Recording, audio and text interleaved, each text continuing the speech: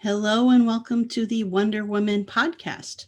My name is Katie Freeman and I am your host. Every week I bring you 2 interviews of female and non-binary makers of all kinds from all around the world. Today's guest is Leah Aripotch. She is a metal sculptor living in Oakland, California. Great time chatting with Leah. She does some really unique pieces. So make sure you stick around to the end so you know how to find her on Instagram and all of that good stuff, and find the links on how to follow along with her, because you will not be disappointed with the sculptures that she creates.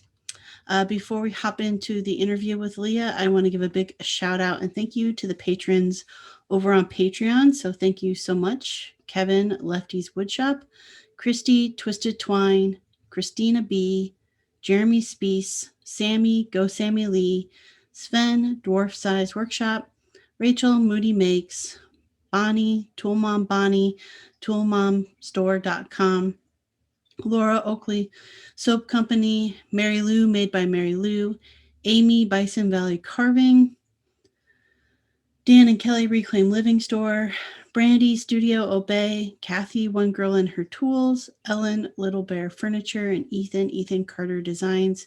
Thank you all so very much for your continued and ongoing support, helping to produce 2 episodes a week every week. I do want to start, I'll remind you at the end, but I want to let you know that have a hangout coming up, online hangout coming up for all the patrons over on Patreon. It will be on Saturday, May 15th at 9:30 a.m. Central Standard Time or 10:30 a.m. Eastern Standard Time. Again, I'll remind you at the end, but that virtual hangout is coming up. So mark your calendars. And if you're not a patron yet, go check out how to become one over at patreon.com/Wonder Women Pod. And that's women with an EN instead of an AN. So join up over there and you'll have access to that virtual hangout. All right, with no further ado, here is Leah. Well, I always start with having my guests introduce themselves. So when you are ready, I'm going to let you do that. Okay. My name is Leah Aripotch. I am 33 years old and I'm a metal sculptor out of Oakland, California. Awesome. How long have you been in Oakland? I've been in Oakland for 10 years now. Bay Area for 11, but Oakland for 10. Okay. I've skirted close to Oakland. I've never actually been in Oakland. San Jose was the closest I ever got. Oh yeah, that's pretty close. Area. Yeah. Oakland is the best. It's my home for life, for sure. I love it here. There's actually quite a few artists in that area. Yeah. I've had a couple actually on the podcast. Oh, interesting. Yeah. Ariana of Zenali Glass. She does like architectural glass restoration. Right on. Pretty fantastic stuff. But yeah, she's also in Oakland. Interesting. I'll have to check her out. All right. Well, Leah, tell me your story. What's your story? Starting at the beginning. Well, I started art school in 2005, and I went to Savannah College of Art and Design in Georgia. And I was there for 3 years and I was majoring in painting, but while I was there, I was also dabbling in sculpture because it was sort of something you had to do. And I slowly started gravitating towards it and was like, this sounds amazing, but we're getting further and further away from a profession where I can make money. like if, like I told my parents I was going there for architecture, and within a semester I was a painting major, and was like, I don't know if I can fully lean in and be a sculptor now. But I wound up transferring out of there and transferring to Academy of Art University in San Francisco, and mostly because they had a robust sculpture department and like a good metals department. So in the back of my mind, I kind of knew I was heading in that direction, but was still kind of identifying as a painter, because I had made that commitment in my mind. And, when you're in your 20s, when you're 21, like you think because you've made a decision, it's the end. And it's like, yeah, then you start realizing you're just a baby and you can still make plenty of decisions and change your mind.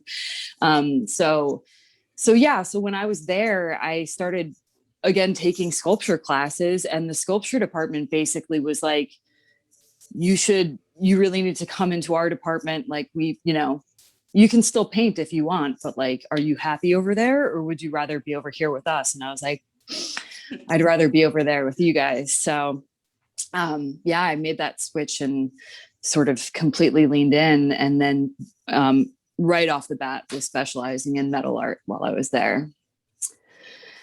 So did you have any like experience with any of that, like prior to college?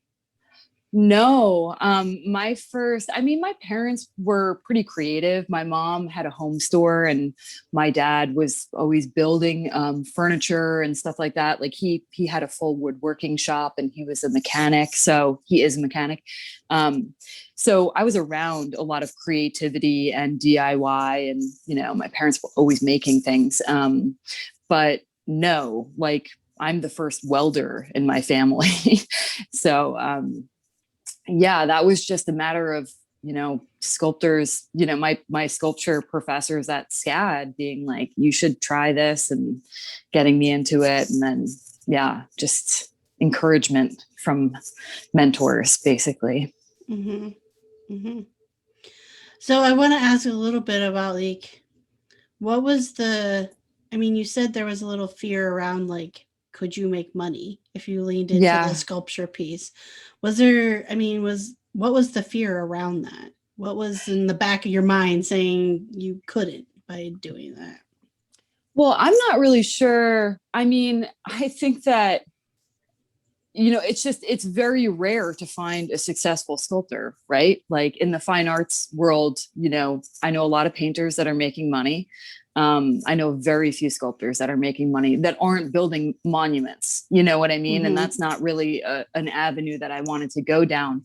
But even before that, I think when I was at SCAD, the reason you couldn't major in sculpture at that particular school, if you wanted to major in sculpture, you had to move to the Atlanta campus, was because that particular school felt that they couldn't offer sculpture as a major and stick with their mission statement of providing you with like a lucrative way forward in life. So that was their, designation was like, sculpture is not a lucrative business. And like, therefore we can't include it in our mission statement, which kind of set the tone for me. But, I think that the reality when I got to Academy is that that's not true, because straight out of school, I got a job as a commercial fabricator, and, that was absolutely within my wheelhouse and a way for me to get paid and learn as I'm working. And, you can make a good living as a metal fabricator, actually, turns out. So, yeah, there's quite a few people, I think, like, for me, I come from more of like a industrial like background, like manufacturing background.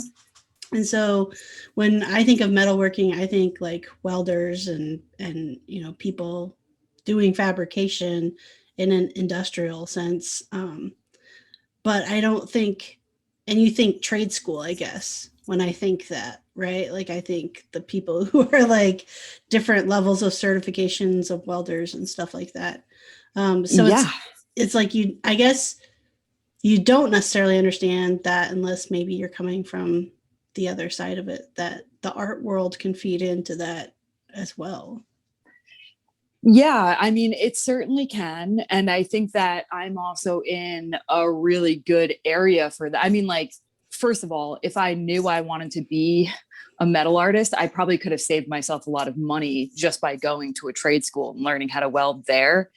But I still think that there's a lot of valuable lessons that I learned about how to sculpt in general that I bring to my work, you know? So I don't know. I don't regret my education, but I do think that like younger people that are looking to get into it, I'm hoping they have a more affordable avenue of doing that. And I hope to be able to provide them with mentorship at some point when I'm at, you know, later on in my career. But yeah, there's definitely, I guess because the Bay Area, there's so many metal artists here too, right? Like there's a lot of sculptures being built here that it's a lot more acceptable that would be a very, you know, important cornerstone of sculpture is welding. And I guess I never really saw it any other way because, you know, having gone to academy and that being the attitude in the sculpture department, I never really realized that, you know, there was another avenue to even learn welding. It hadn't occurred to me until I was much past my art career or my art school time. Right. So, I mean, I want to ask a little bit about that too, because, you know, this is definitely not in my wheelhouse as far as like knowing what this looks like in the school world or university world. But like when you went to academy, it sounds like, I mean, they had a fully equipped like metals shop and people to teach you the skills to do that work. Did you have to work with other mediums as well, or were you able to just work with metal? Okay. No, you have to, as you get like further into your major, then you're doing sort of like directed studies where you're just pairing up with a metal instructor and you're in their welding classes and you're kind of more free to do what you want, but they want you to be interdisciplinary. And I think that is really important. So I had to take a lot of ceramics classes, glaze technology.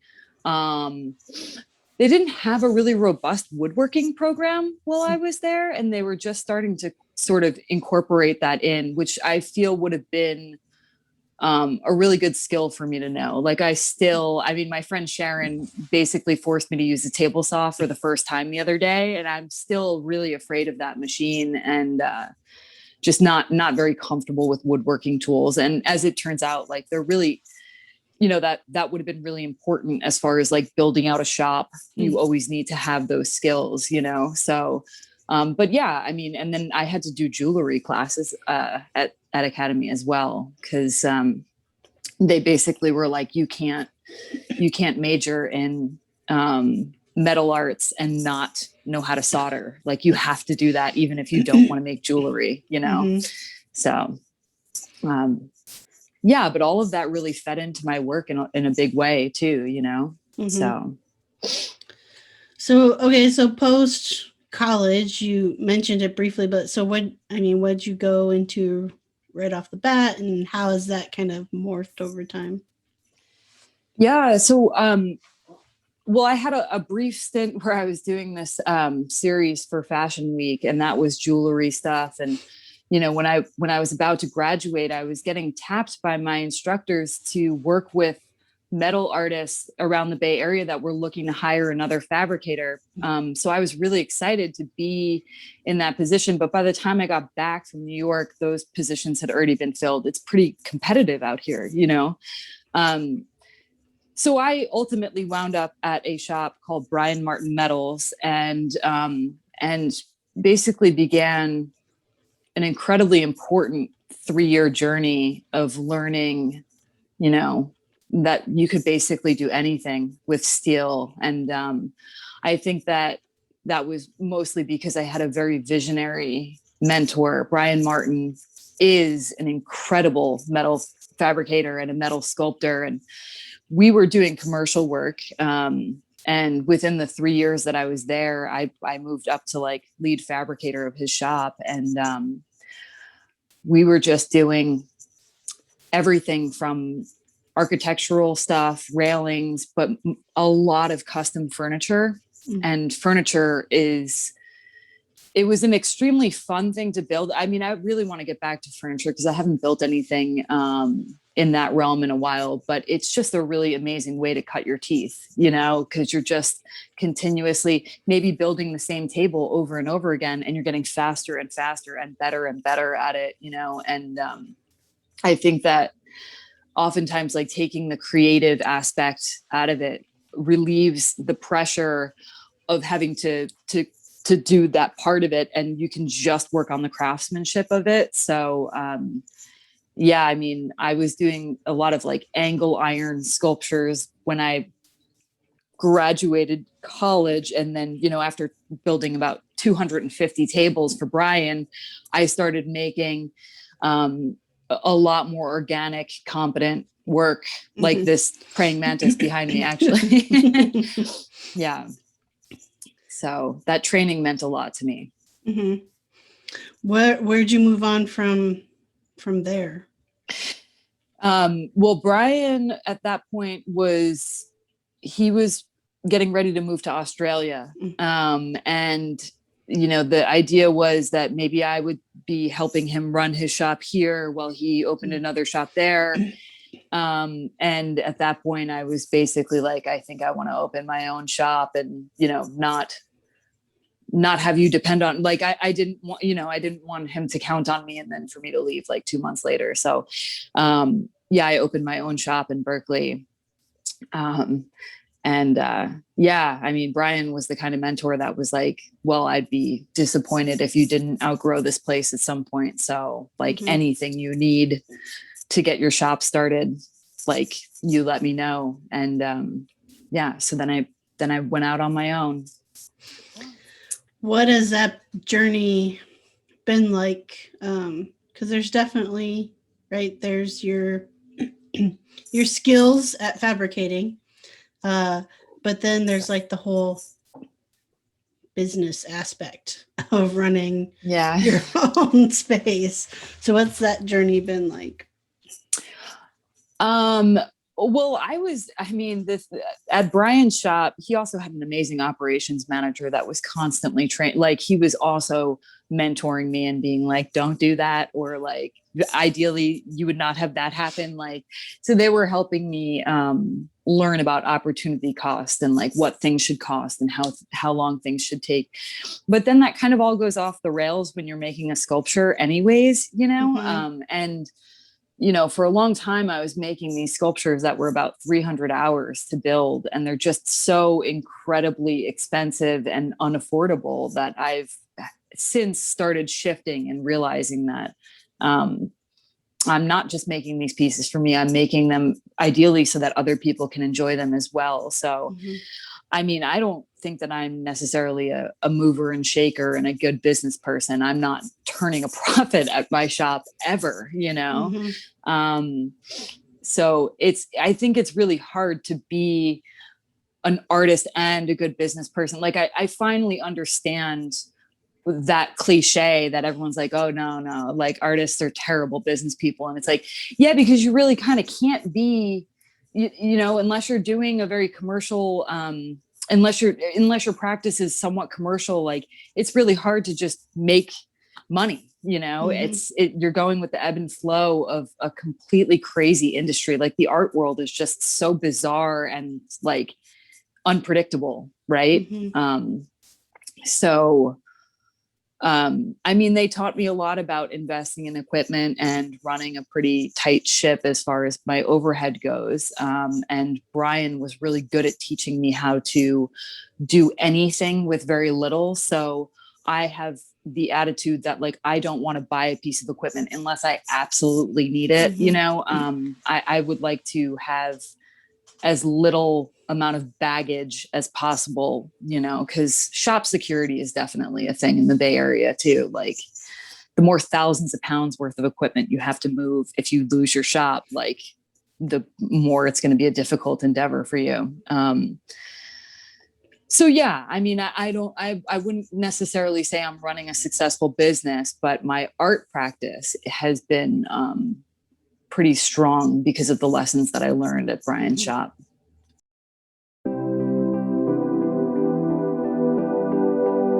Hey makers, I want to tell you a little bit about today's episode's sponsor, Athena Outfitters.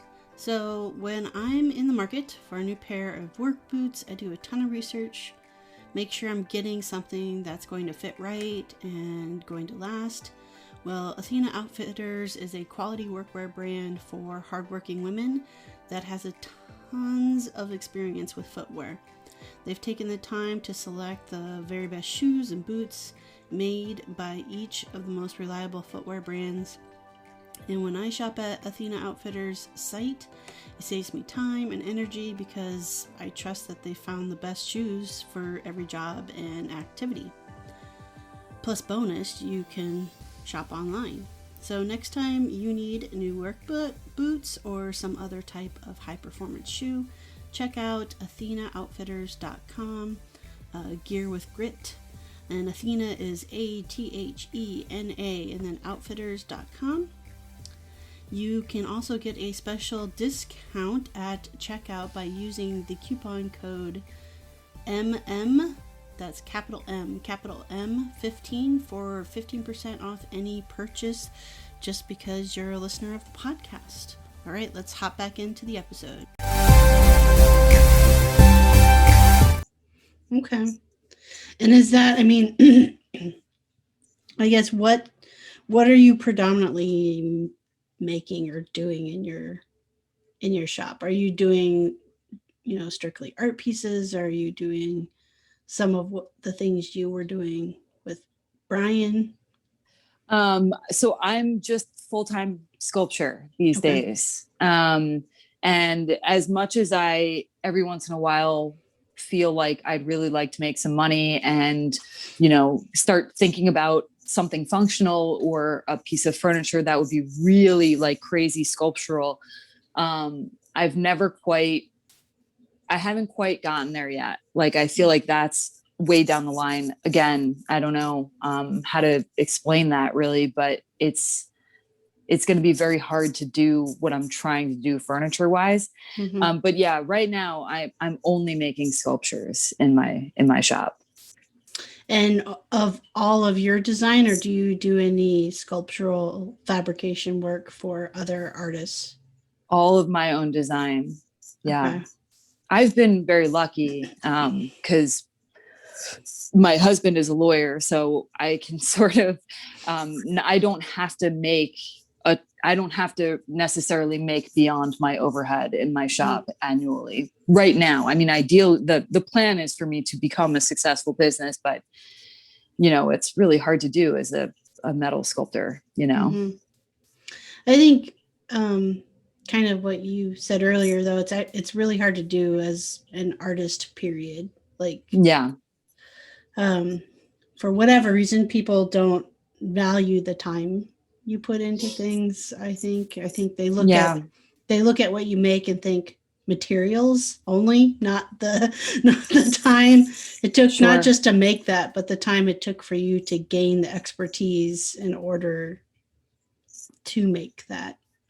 That's a great point. And, I think that we've also, as a country, become very acclimated to how much things cost when they're made in China, or like the fast furniture of like IKEA. And it's like, you can't have a table for $45 if it's coming from somebody who's making it by hand in America. And people have really lost perspective on that. So that has been a very difficult thing that I've seen across the industry, even when I was working for Brian, people were always like, can you do it for cheaper? And it's like, no, we really can't. We're really giving it to you for as little amount of money as we can possibly without us paying you for it, So I think that that's been challenging. And I'm sure you've experienced that as well in the woodworking industry. Yeah. I mean, enough so and that I've had to, I guess, pivot and say, okay, maybe that dream of like designing and making furniture is not the dream I need to like chase after, because um it's not easy. And not to say Yeah. like I want to chase after what's easy, but it's extremely difficult to break into Yeah. that market and to get people to pay you for what you're worth and all of that. Absolutely. Absolutely. And, I think that a few things, like the one is that I just started, I guess I would call it, for lack of a better term, blacksmithing. So like for the longest time, I was just fabricating these pieces. And that's why they were taking 300 hours, because I was building these shapes the hard way, but I didn't have access to a forge. So I moved shops in 2018 and moved in with one of my friends who is a bladesmith and had all this access to these new tools, and have since started dabbling in that. And now I'm actually like seeking out training in that. But that is making quick work of getting these shapes as opposed to welding and grinding them together, so that's actually helping me keep my prices. Like I'm just having to figure out ways to make my work less expensive. That's the only way that I can see that I'm going to sell work, but at the same time, one of my very close friends, Carl Saar, he can sculpt. We are very similar in our styles. So it's not fair for me. I can't just screw up his market by charging less and less for my work. Right. You know what I mean? Yep. So there's, it's complicated. It's complicated. Yeah, I definitely see that in the woodworking world too. Like the few times I've, done wholesale or had pieces available for sale on like showroom floors, and like those showrooms then also curated like other woodworkers pieces. And like basically you could put something of mine next to something very similar and they would be charging like a third of the price as what I would be charging. And I mean, I guess I would get upset in several ways. I would get upset for one, because I'd be like, you're making, as the person who made that, no money, absolutely no money on that. And then you're also affecting the rest of us, because the average consumer doesn't understand. Like for one, they also don't understand necessarily the level of quality difference between the two pieces. Like I can look and say, okay, they didn't like sand it as much as I did, or they didn't, whatever. I could point out the things that it was maybe not as high of quality, but the average consumer doesn't know that. And so they just see the two price tags and they go for the cheapest one. Absolutely. And I think that that's something that I'm sort of hoping will come to pass with the popularization of like YouTube and podcasts. And the more we have these conversations and the more people start to learn the difference between those crafts, and like the level of craftsmanship, because they're seeing it in YouTube videos and they're able to actually see and discern it. Because all it really is about teaching them how to see. I mean, that's what we're taught to do. That's how we enhance our craftsmanship. Right. So I think that is really going to be key and helpful for people to sort of start understanding how long things take and what the difference between something that's really high end versus something that's like really, quick and dirty, Right. And I'm really hoping that will, the people that are enthusiastic about it and interested and potential collectors, they will start to understand the difference, Now, are you working on like a commission basis, or are you like you create and then you're hoping the market finds you? The second one. Well, I will say that this year things have really picked up for me. So I've got a couple pieces in a museum up in Seattle right now. And then I have 4 sculptures in a gallery in Berkeley, and then I have 2 sculptures that are going to a gallery in Sacramento. And that's a pretty big deal for me, because about a year ago, maybe a little bit longer, it's hard to tell, time is blurring really hard these days. I couldn't get one steel sculpture into a gallery or museum. So I do feel like things are kind of picking up. I like to operate under a process of sort of building a piece and just hoping somebody will buy that particular piece, because I don't know, I think that psychologically I can't handle the pressure of, you know, disappointing someone. But I'd be open to it. I think it just I think that people have to understand that I'm a creepy weirdo. Like, I want to make monsters, you know, like I can't do a portrait of your family necessarily in steel. Like that's not something that, if I'm not going to have fun doing it, I'm going to do a terrible job, you know? Yeah, no, I totally get it. I'm also generally that second one where I make, and then I hope that the market finds me. And that's not to say like I, you know, don't hustle my butt off trying to get like it out there for hopefully just the right person to see what I make. But that's difficult. I can understand why so many people take commissions. However, I'm the same way. I guess I've really, what it boils down to is I've realized I just don't like people well enough to deal with them like directing my creative process. Like, I just can't. I'm sorry.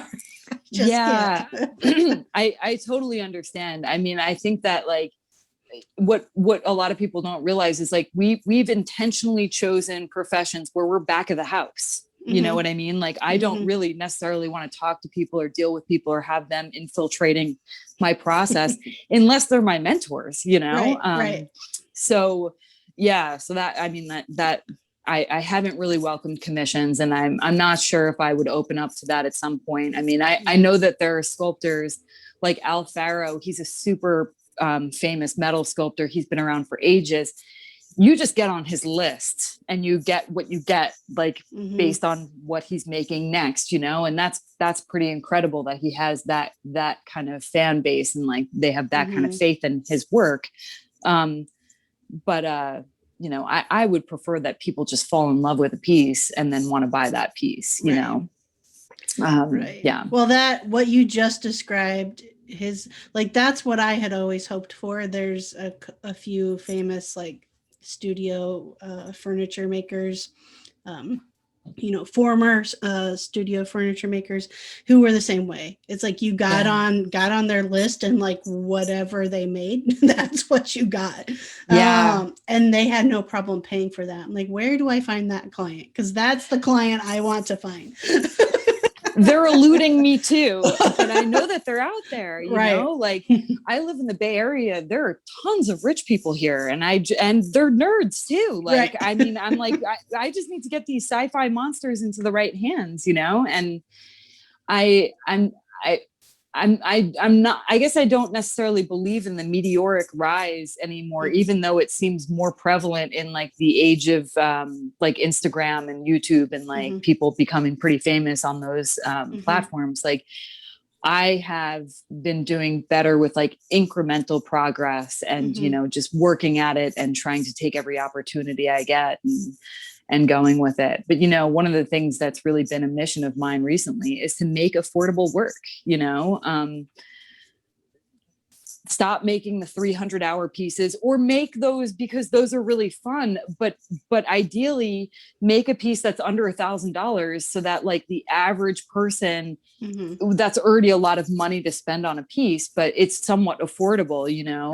Because I was just tired of telling all the people that like believe in me and support me that no, you can't afford my work. I mean, that sucks. I don't want to have that conversation over and over again, you know?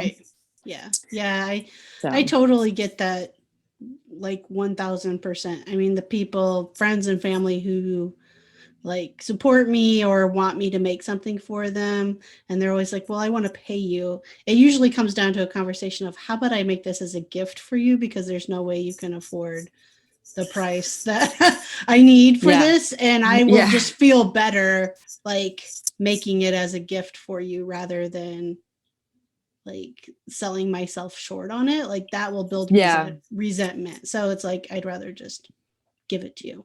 Isn't that fascinating how like zero is better than like not enough? Right. Yeah. I mean, I get it. I get it. And I think that like when I graduated art school, also, I had a lot of friends that were trying to help me out, and I don't hold it against them, but they really wanted me to do things that I didn't really want to do, like barbecues and gates and stuff like that. And it's like, I love that you want to support me, but like, I have no interest in building that thing. And even if I did, you know, a gate is not a cheap thing, you know?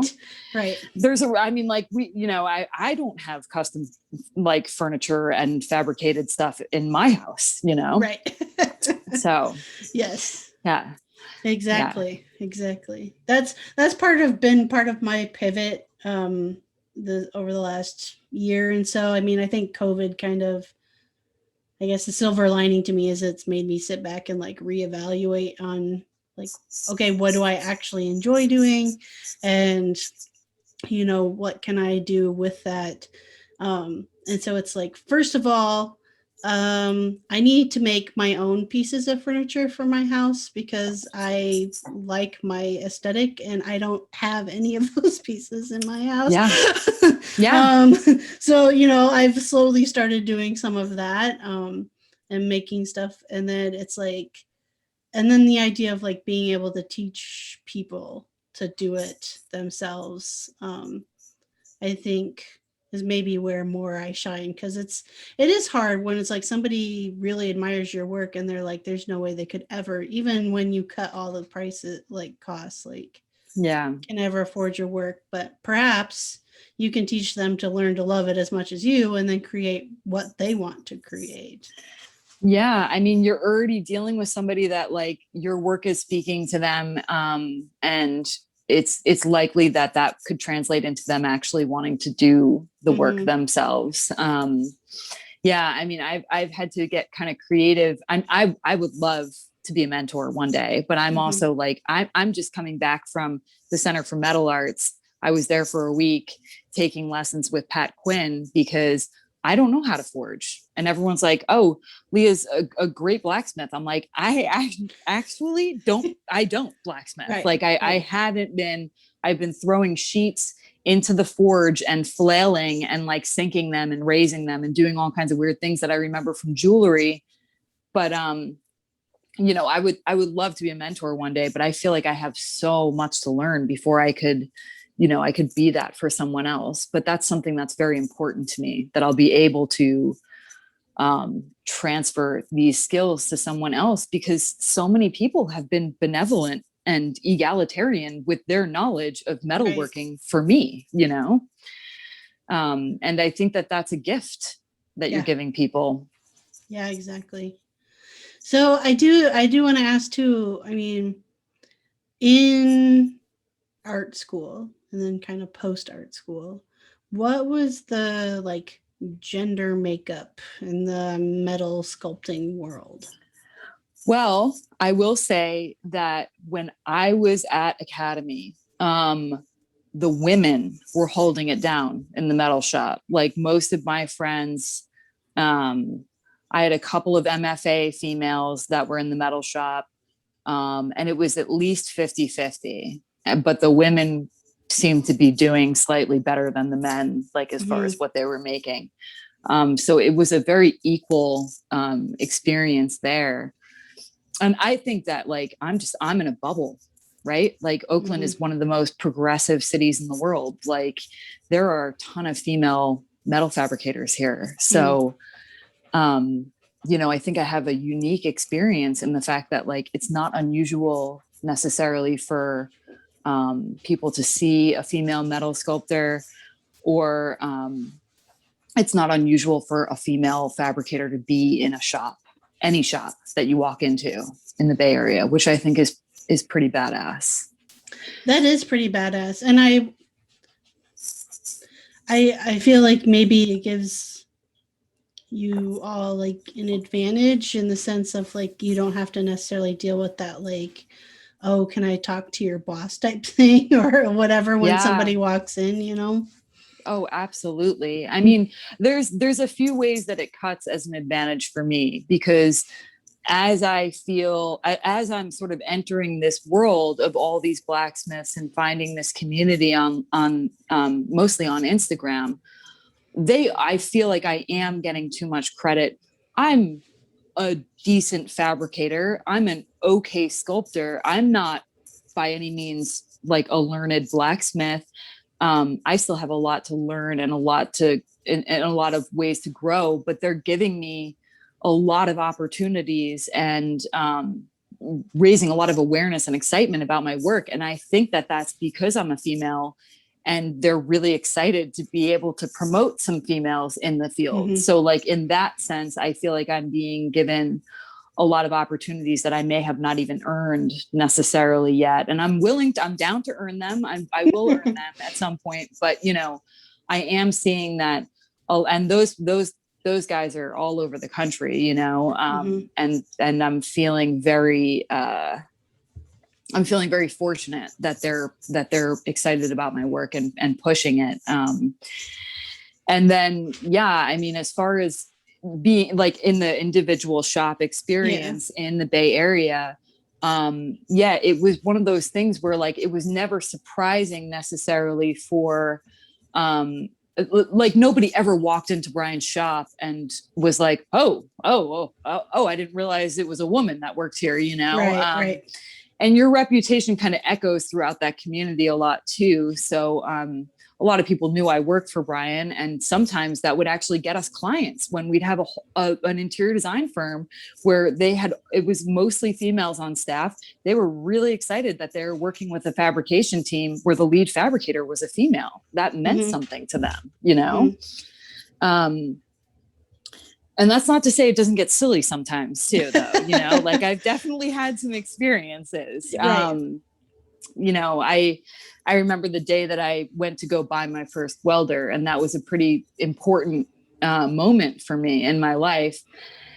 And, you know, the guys that were selling it to me were really great. They're young, you know, but this guy pulls up and he's just like this super old white dude. And he gets out and he's like, we're putting the welder in the back of my truck. And he's like, oh, who's this welder for? And they're all like looking, and they're just like, oh no, here we go. And I was like, the welder's for me. And he's like, well, have you ever welded before? And I just kind of looked at him and was like, dude, and all of the, like the younger dudes were just kind of covering their faces like, oh my God, oh shit, you know? But it ultimately, like, he left because he's just some random branch supervisor that doesn't actually work in the store. And I feel like they kind of spoil me in there, like to overcompensate for that like horrible experience, you know? So even experiences like that, where it's just like, wow, that was incredibly insulting. You know, 99% of the people that were in that situation were upset by what he had done and said, you know? So.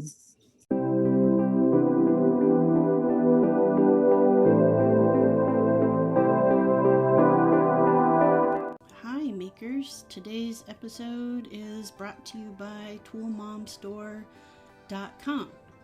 Tool Mom and Company is for all ages, genders. They have what you need for your one-stop tool-related merchandise of gifts and clothing.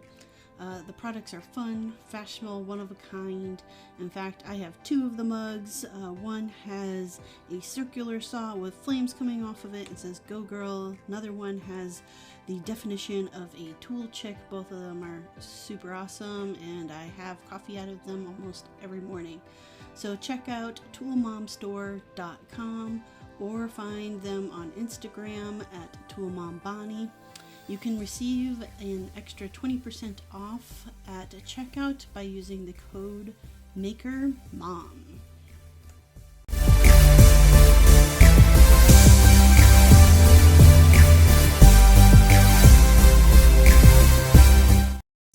So, okay, there's a couple things. So, I feel like that, I guess, where do you feel, why do you say you haven't necessarily earned the things that the opportunities that you've been given, or the promotion, people promoting your work?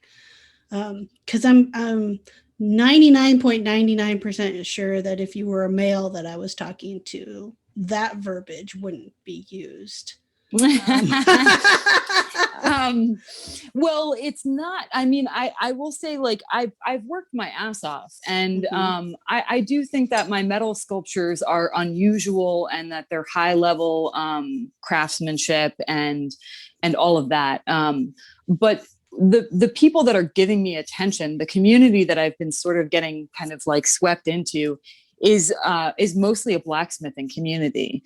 And so that why I say that is because the thing that they all sort of celebrate and promote is are techniques that I am like 5 days experience. I have 5 days experience with, you know what I mean? So I'm afraid that I do hear and see comments, especially on Instagram, of people saying, oh, Leah's this excellent blacksmith. And it's like, that's not true. Like, I want to, I want to be clear about, where my skill set is. And if we're talking about fabrication, I'll take it. If we're talking about metal sculpture, yes.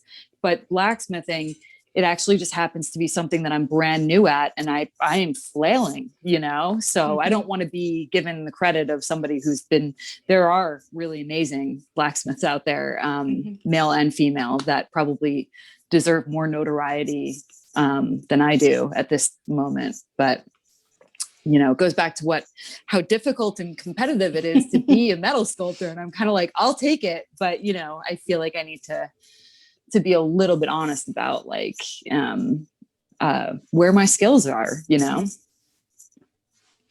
And that's fair. And I think there's some level of, can't think of the right word right now, but like, people, I think, on social media actually appreciate if somebody is like honest and upfront and says that, like, oh, this skill I only actually have like 5 days under my belt of using this skill, because people, I think, appreciate the journey too, of watching, like, you go from like just getting started to, like, mastering that skill, or somewhere in between. I guess I want to go back to the, your experience with the sales manager guy. Besides, like, them feeling, I guess, bad that happened, was there any level of, like, any of them telling him he shouldn't be speaking that way?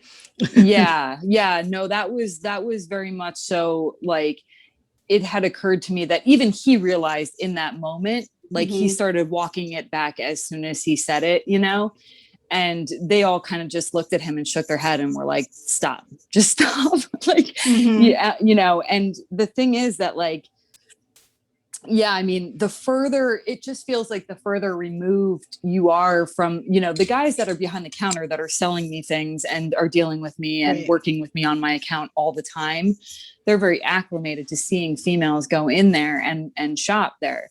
But like, somebody who's in that level of, like, retail management, well, first of all, they're not even really part of our industry. You know what I mean? Like, they don't understand what it is to be me. They don't understand what it is to be you. They're branch managers of retail stores, So, but even what wasn't really said around me was what felt pretty obvious, that there were conversations when I left, and like a concerted effort to make sure that I didn't feel disrespected ever again when I walked in there, and now they treat me like I'm a preferred customer, even though I'm small potatoes, I go in there for my argon tank once a year, they've got accounts that are massive, but they do treat me like I'm just as important as the bigger clients. So I do appreciate that. Yeah. I mean, I found you through Instagram, but is there other social media that you do outside of Instagram, or do you do YouTube at all? No, Okay. I don't. And I don't even really get on YouTube to watch it all that often. I mean, at all. And I really need to start doing that. I feel, I am admittedly like a total Luddite, and it's not that I hate technology. I'm just really bad at it, and it's very counterintuitive to me. And I've gotten okay at Instagram, although like I just had a conversation with my friend Roy Scott, and I was like, "What is a reel?" And he was like, "Girl, I need to help you." So like I don't even think I could handle another social media thing, because I already feel like Instagram has become kind of another part-time job for me, you know, and I love it, and I get a lot of energy and inspiration from it. But I could even use improvement on that front, you know? So yeah, it's just the Instagram for me. I just recently erased my Facebook because it just was psychologically torturous for me. And it wasn't really serving me at all. Yeah, I'm right there with you. I haven't erased my Facebook account, but I took the app off my phone. Yeah. I made that decision, I don't know. It was probably mid last year where I just decided, I was like, I need to do this for like my mental health well-being. Yeah. took it off my phone. And I still utilize it for like groups for the podcasts and stuff like that. But I'm so like not active on there. Yeah. Yeah. I mean, it's kind of strange. Like it is weird to me. It seems very generational, right? Like when I was a freshman in college, Facebook came out. And so it was like a college thing, you know? And then it sort of transformed into this like address book as time went on. And you, as you're young, you start living all these different lives and living different places. And it's good to stay in touch. And then, you know, it went into this era of like boomers getting on there and like believing everything that they see. And it just got extremely tedious. And I was like, I can't do this anymore, you know? But I love Instagram.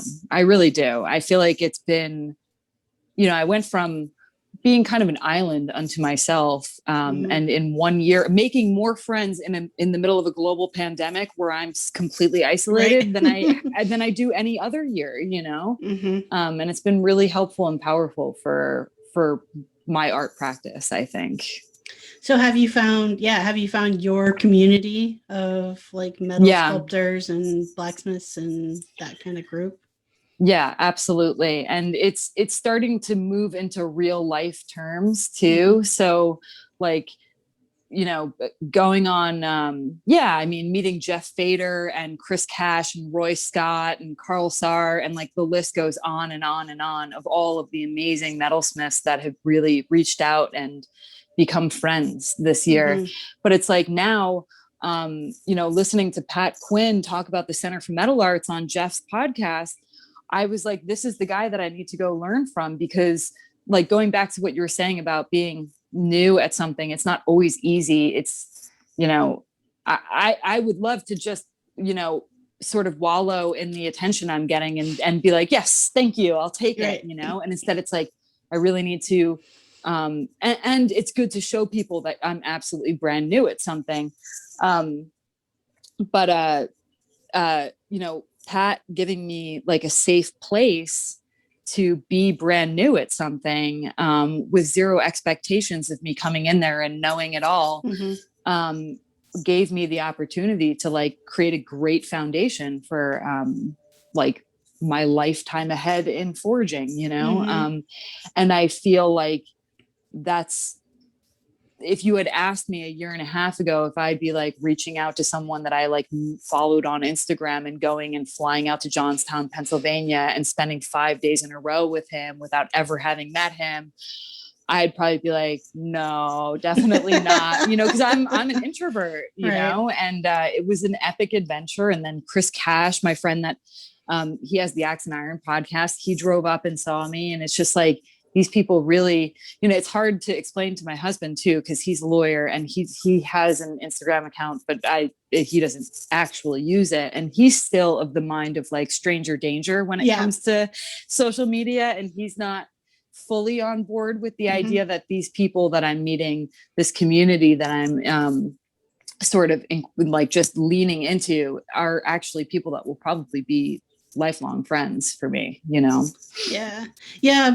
My wife was the same way for a long time until like actually kind of the pandemic. Like some of the I've made friends in the maker community on Instagram for years now, and have had the joy of like seeing them in person at conferences, stuff like that, and then growing into deeper friends. But like there's a few female maker friends that I've made that yes, we've met in person, but predominantly like we met because they were on my podcast, and then it grew into like a friendship from there, all on Instagram. It's like, and so it can seem odd, I think, and actually even just 10 years ago, I would have told you, that's like really weird. Like you don't know those people,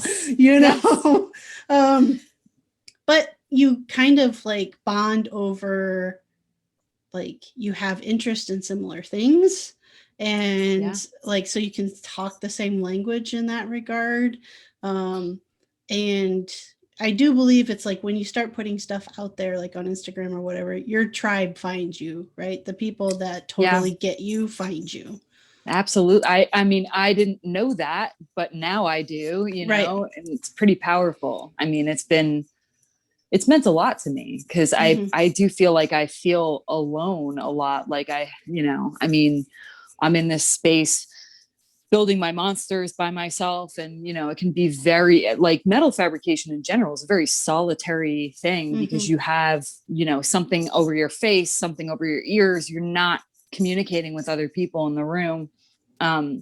So it has been just incredible for this community to be opened up, and for me to feel like I actually belong somewhere. That's a big deal for me. I don't think I really felt that way ever until now, Yeah. I mean, to me, I would say the closest experience I had to that before now would be college, just because like that's the only time in your life you're around a bunch of people who are the same age as you.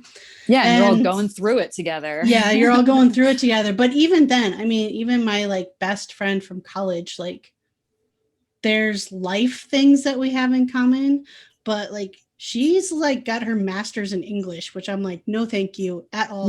No interest whatsoever. And, and she doesn't really have an interest in like what I do or what I enjoy doing too. She doesn't necessarily get it. But so until meeting this group of makers, which I never would have done if I didn't get on social media, it is a group of your own people. And even though I'm introverted by nature, I still really enjoy geeking out over tools with other like makers. Totally. And I do think that we will look back at this, I'm looking back at it now, but I think like in years like forward, that like we will see the pandemic as having been like a big vehicle for this to sort of it was a catalyst effectively, because you have new podcasts popping up. You have people like their own, like if in normal times, I have so many social obligations and, things that I need to be doing and places I need to be, that it's difficult to spend the time on Instagram, like making friends. And because that just all got shut down at once, it gave me the time and space to, incorporate into a new community. And that's not going to change when things open up. Those people are still forever my friends, and, but I think that, in some ways, just minor silver linings of this, crazy time, Absolutely. Well, Leah, we're actually at the end of our time What? together. I know. That went by fast. But I want to give you the chance to tell everyone, how they can find you on Instagram and see your work. Yeah, my Instagram handle is Leah Aripotch. It's LEAHARIPOTCH. And yeah, Instagram is the main place you can find me, or at my website, leaharipotch.com. Okay, awesome. Thanks so much for taking the time to chat with me today. Absolutely. Thank you for having me on. It was fun. Yeah. All right. So again, that was Leah. Make sure you check out the links in the description on how you can follow along with her. That's just in the episode description on your podcast app. Or if you're watching this on YouTube, you can check out the description down below. If you like today's episode or any previous episodes, please, please, please make sure that you hit subscribe, like, comment, head on over to iTunes, leave a review. And share with a friend, right? That's how we find new listeners to learn about all of these amazing, amazing makers and all of their stories. So please, please, please, please, please share. Follow along over on Instagram. That is Wonder Women Pod, at Wonder Women Pod. And again, women is with an EN instead of an AN. So go check that out. And again, check out Patreon.com/Wonder Women Pod. And join up over there. You'll get access to the virtual hangout. That's coming up again on May 15th. That's a Saturday, 9:30 a.m. Central Standard Time, 10:30 a.m. Eastern Standard Time. So you get access if you're a patron, and we can hang out and chat and talk about what everyone's making, and yeah, just have some fun together. All right. When I am not interviewing amazing makers, you can find me designing and making furniture and home decor over at freemanfurnishings.com and at Freeman Furnishings across all of the social media platforms, YouTube, Instagram, TikTok, Pinterest, LinkedIn, Facebook, all of them. I'm active on a daily basis, though, on Instagram and TikTok, so you can see like what the current project is. Go check that out. Also, some exciting news coming up. So it's May now. Early June, I will be releasing 2 virtual classes. One, power carving magic, and the second, wood stain rockstar. So learn about power carving, learn about how to add color to wood, and by color I mean like every color of the rainbow. Those classes will be available. They'll be out there. You can sign up for them and follow along with them at your own pace. So that's really kind of awesome. If this sounds like something you might be interested in, I am generating the waitlist for the class now. So reach out to me again at Freeman Furnishings on Instagram. Send me a direct message. Let me know you want to be added to the waitlist for those classes, and I'll get you added, and you'll be the first to receive the links when they go live. And starting out at low prices to get going. So check that out. Let me know. It's Wednesday, so I hope you're having a fantastic week so far. Hope you've had some time in the shop, and I will see you all on Friday with another brand new episode.